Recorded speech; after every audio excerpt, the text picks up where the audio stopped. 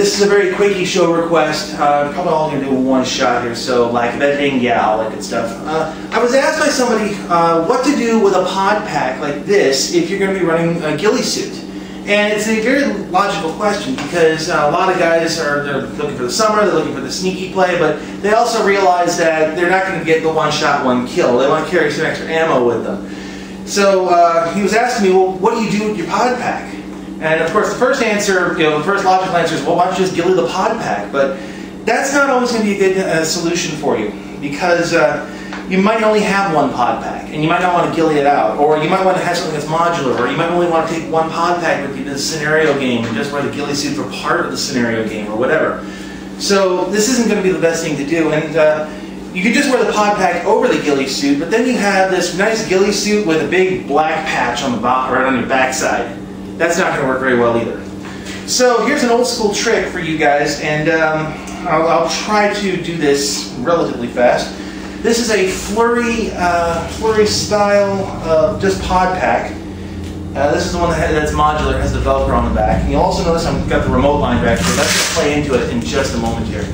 Let me grab my jacket real quick.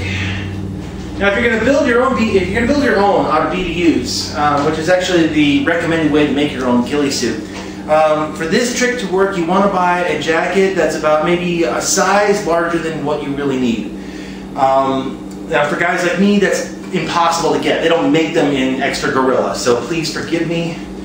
Let's see if I can do this without snagging the jacket on the pods this time. There we go. And there you go. Now imagine, if you will, that this jacket is actually all ghillied out and stuff like that. Now, I've got the jacket over the pod pack. Problem solved. Now, that's just common sense, but some people don't think about this kind of thing, and you can do this.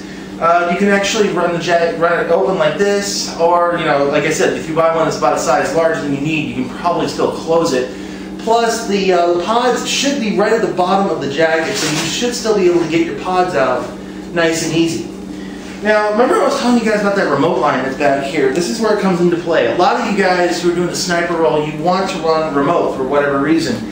Let me grab my marker here and plug it in. The problem when you're running remote, when you're running the line under your jacket, let me try to shoulder here, you can probably see this, it's kind of pulling up right over here. Now this isn't really that big of a problem if you're just playing social or you're just playing for fun, but it can be a real pain in the backside if you're running a ghillie suit, especially if you're getting the stuff snagged into it. So there are a couple of old school tricks to deal with that too. The first one is to actually cut a hole in the seam. Let's see if I can show you about where. If you cut a hole in near the seam, right about here, right about level with where the remote line comes out, you can snake the remote line out that hole and then plug it into the back of the gun. That way your jacket is still tight to the body and your remote line is sticking out. The disadvantage to this is if you cut it wrong or you don't sew it up right, what's going to happen eventually over time is that the rip is going to get larger and larger and larger, and you're going to trash your jacket.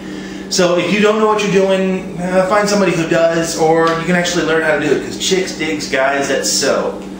That's also on the website.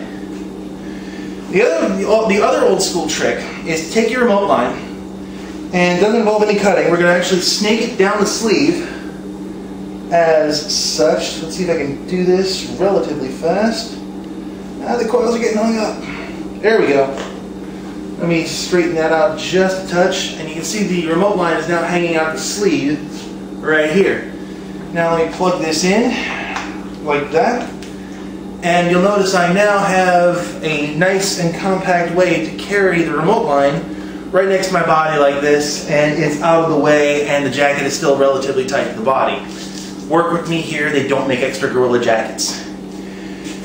The advantage to this, of course, is that you now have the remote line well out of the way. It's not going to get hung up on branches or anything because it's in your sleeve. Downside is that depending on where you have the remote line hooked up, this one's on the back of the marker right here, it's not going to be the most comfortable thing in the world. This would work better if you had the remote line hooked up to an ASA under the grip. That would work a lot better that way, but this is actually not a bad solution if you're looking for a quick fix or if you don't really want to spend the time to ghillie out everything. So there you go, some of the old school tricks for you guys. I don't have a tagline for this one, guys. Sorry, this is just a quickie.